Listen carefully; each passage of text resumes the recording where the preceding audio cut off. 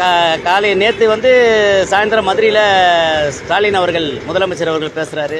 என்ன பேசுகிறாருன்னா அவர் இது மாதிரி மதுரை பாணியில் புரடியில் அடித்து அனுப்புவாங்க அப்படின்னு சொல்லிட்டு கலவரத்தை தூண்டுற மாதிரி அவரும் பேசுகிறார் முதலமைச்சர்.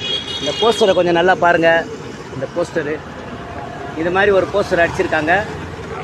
அதனால் இந்து சத்தியசேனா சார்பாக ஒரு புகார் மனு ஒன்று எங்கள் ஏரியாவில் புளியந்தோப்பில் கொடுத்துருக்கோம். கோர்ட்டில் மதுரை கோர்ட்டில் ஹைகோர்ட்டு கிளையில் இருக்குது வழக்கு. ஆனால் இப்போ வந்து இது மாதிரி மதவெறியை தூண்டுற அளவுக்கு இவங்க போஸ்டரை ஒட்டியிருக்காங்க. இப்போ நாங்கள் ஒரு போஸ்டர் அடித்து திமுக மதவெறியை தூண்டுது அப்படின்னு ஒட்டினா எங்களை போலீஸ் விடுவாங்களா? விட மாட்டாங்கல்ல.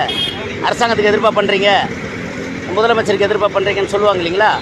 அதனால தான் தமிழ்நாட்டில் உள்ள அனைத்து அமைப்புகளும், அதாவது பொதுநல அமைப்புகள், இந்து அமைப்புகள் எல்லாரும் அவங்கவுங்க ஸ்டேஷனில் இது மாதிரி கோர்ட்டில் வழக்கு இருக்கும்போது இந்த மாதிரி ஒரு போஸ்டரை ஒட்டுறாங்க அப்படின்னு சொல்லிட்டு நீங்கள்லாம் ஒரு கம்ப்ளைண்ட்டை கொடுங்க. நாளைக்கு இது நீதிபதி தீர்ப்பு சொல்லும் போது இது உதவும்னு சொல்லிட்டு நினைக்கிறேன். மதவெறி கும்பலை வந்து விரட்டுங்க, காக்க தமிழ்நாட்டை காக்க அப்படின்னு சொல்லிட்டு போஸ்டர் ஒட்டியிருக்காங்க. காலை நேற்று வந்து சாயந்தரம் மதுரையில் ஸ்டாலின் அவர்கள் முதலமைச்சர் அவர்கள் பேசுகிறாரு.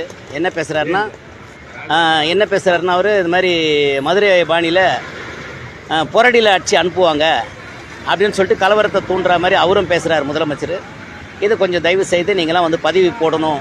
அதாவது அந்தந்த காவல் நிலையத்தில் புகார் கொடுங்க. இன்றைக்கி இது மாதிரி ஒரு போஸ்டரை ஒட்டியிருக்காங்க.